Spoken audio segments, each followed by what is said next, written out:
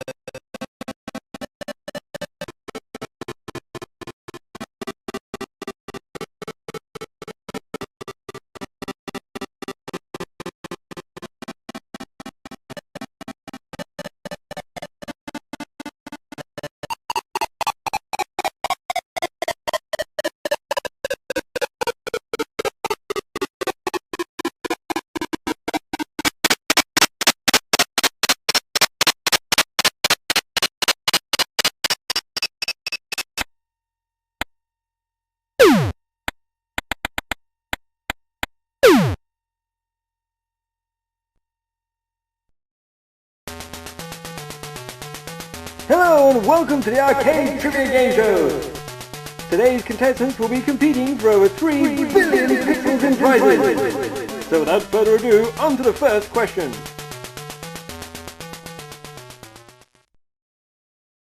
What was the original name for Blaster? A. Big Blaster, B. Master Blaster, or C. Blaster Master? Right answer, wrong order. The name that we wanted to use was Master Blaster, and we discovered at the time that there was a pinball simulation program called Billy Budge's Raster Blaster available for the Apple computer, so decided to change the name to avoid confusion. We pondered and toiled for a couple of weeks to come up with a better name for the game, and in frustration ended up just simply shortening it to Blaster. Only about 1,000 Blaster arcade games were made before the great video game crash of 83-84 put a freeze on the industry. How many sit-down cabinets were finished? A. 3, B. 30, or C. 103?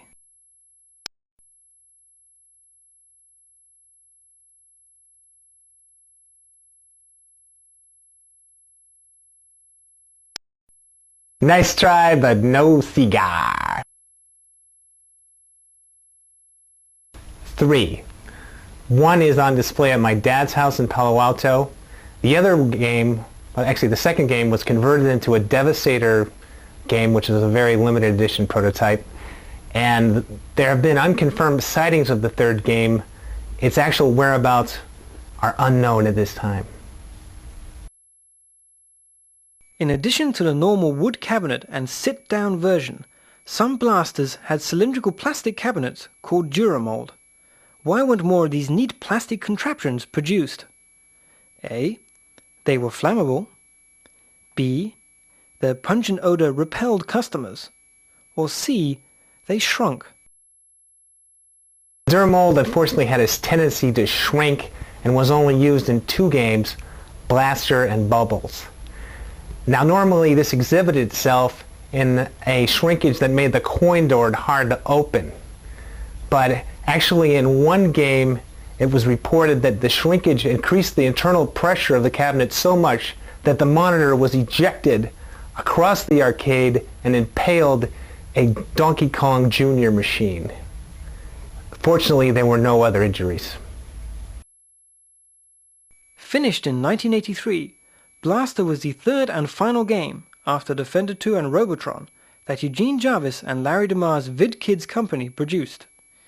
It was originally conceived as an Atari 800 game. Upon completion of the game for Atari, Eugene and Larry, A. were told to add dancing girls to the game before Atari would pay them, B. were able to get one of the last checks from Atari, or C. were instructed to program a port to the Timex Sinclair. The transform button turns a player's character into a Pegasus. What's the best way to utilize this new character? A. Attacking enemies on solid ground. B. Well, the day after we cashed the check, Atari supernovaed, and Jack Tramiel fired 90% of the workforce in the great video game crash. Unfortunately, not a single remaining Atari employee knew of the existence of the Blaster project, and Blaster forever vanished into the rubble of the great video game debacle. Creating one of the earliest first-person shooting games with a 3D perspective in 1983 was a technical feat. It took a year to create the game. Which of the following was one of Blaster's biggest technical challenges? A. Unreliable ROM burners. B. Lack of scaling hardware. Doing a first-person flying game in 1983 without any scaling or rotating computer hardware is quite a challenge. Particularly it meant that each pixel of each image had to be hand-drawn in each size and in each rotation that it was displayed in the game. This caused thousands of hours of artist time to be necessary to generate all of the artwork that you see in the game. What features were originally street tested for Blaster but left out of the production version? A. An arcade shaking subwoofer for sound effects. B. A bonus round where you shoot caricatures of the programmers.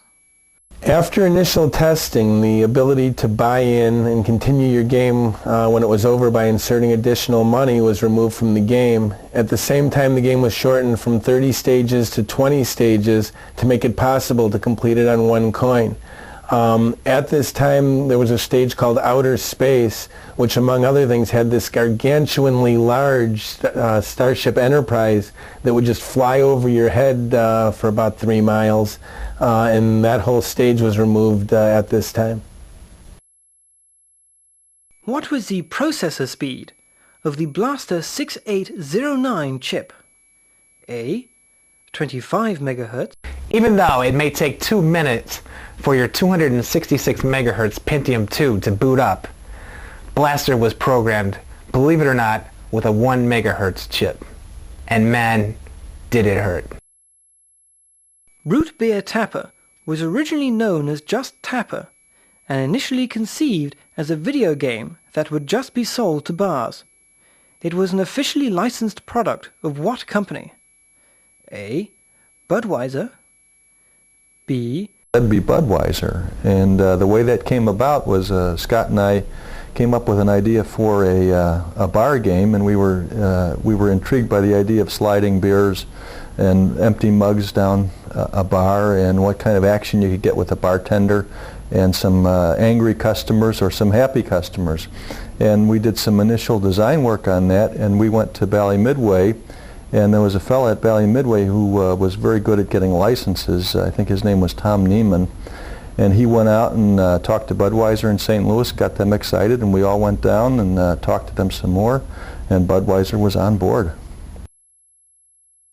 The Tapper arcade game included what unique features to attract the beer-drinking video game players? A. Side-mounted pony keg. B. Towel dispenser and coin door that doubled as a bottle opener? Or C. Midway at the time had really good cabinet people, so we suggested a cabinet that looked like a bar. They put a brass rail at the bottom of the cabinet where you could rest your foot while you're sitting on a stool playing the game. They put metal cup holders on the control panel where you could rest your drink, preferably a Budweiser. And the Budweiser tappers looked like, or the tappers to pour beer actually looked like Budweiser tappers. For the root beer version, they changed the cabinet just slightly, where they put some extra stickers on the cabinet to say root beer, and that they changed the Budweiser logos to root beer logos. Tapper was first play tested in public at what Rush Street bar in Chicago? A. T.J. McGillicuddy's. Well, we tested Tapper first in the Snuggery, and that was a new kind of testing for us. We'd previously only tested in arcades, and so I think Scott and I really enjoyed an opportunity to go test this in the evenings at the Snuggery, and it was exciting for us to watch players who were having a good time in the bar kind of wander over and get excited about a beer drinking game, a Budweiser game, and we enjoyed watching them, and we learned a lot from those initial tests. We knew we had a winner when we watched people play. Game designer Scott Morrison listened to what group of bands during the creation of Tapper that went on to inspire Tapper's third bar? A. REO Speedwagon, Loverboy, Night Ranger and Journey. I've always had sort of an eclectic taste in music. In college I got into a lot of alternative stuff. I was a big fan of Devo and Talking Heads, the Ramones. I used to listen to that a lot in my office while I was designing the characters. I had a lot of fun putting safety pins through their heads and mohawks on the characters. And most of the other designers on the project didn't really care for that kind of stuff, so I tried to keep it to myself as much as possible. But it was kind of fun to bring the music scene of the time and put it into the video game. It kind of dates the whole piece. Tapper programmer Steve Meyer also worked on what other quirky early 80s video games? A. A game where you must frantically set up dominoes. B. A game where you play a logger who rolls logs, chops down trees and tries to knock trees into other loggers. Or C, all of the above? Well, we worked on several together. The first one was Domino Man. I had a minor role in that, but I think Rich and Elaine Ditton were really the drivers on that one. And then after that I worked on a game called Wacko with Scott. We were matching aliens and mismatching aliens, and it was really a lot of fun. You could get some interesting combinations. I still look back and I like that game very, very much. And then we came up with an interesting idea of a two-player competitive game, which was one of the first. There were a few that preceded it, but you were a logger and you were playing against another logger trying to knock trees on each other. And we had a log rolling round in there, and we really had a lot of fun with that one. It was almost in the same vein as Tapper, but a little bit different play mechanics. So we worked on some interesting stuff. Tapper has an Easter egg.